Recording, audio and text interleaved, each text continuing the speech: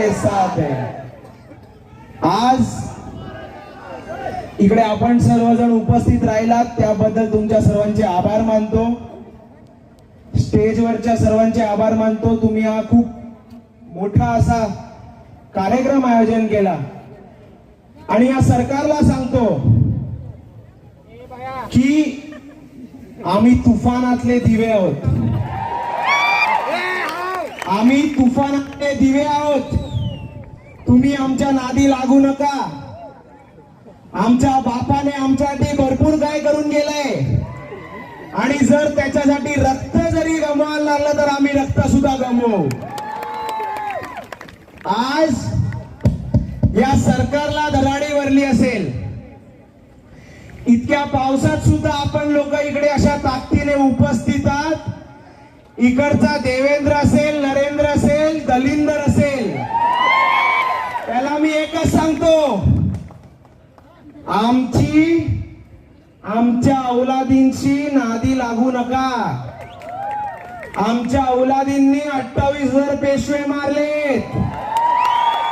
आमच्या औलादींनी भीमा कोरेगाव केलंय आणि तुम्ही जर यांच्या नादी लागलात तर तुम्हाला या महाराष्ट्रात का या देशात सुद्धा जगू देणार नाही। आज आपल्या सर्वांना ही लढाई एक म्हणून लढायची आहे।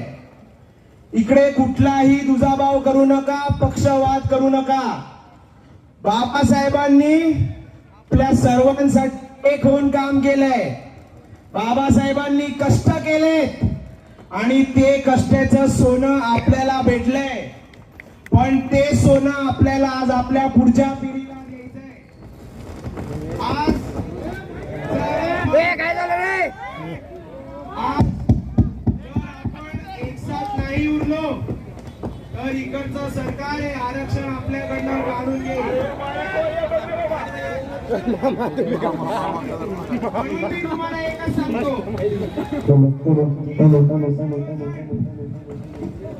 एक साथ राहूया, शेवटच्या क्षणापर्यंत एकत्र राहूया आणि कुठल्याही पक्षाचा आणि कुठल्याही संघटनेचा माणूस असेल तर डॉक्टर बाबासाहेब आंबेडकरांसाठी एक साथ लढूया। आणि जाता जाता एवढं सांगतो, ही तर फक्त सुरुवात आहे। आज गल्ली गल्ली ते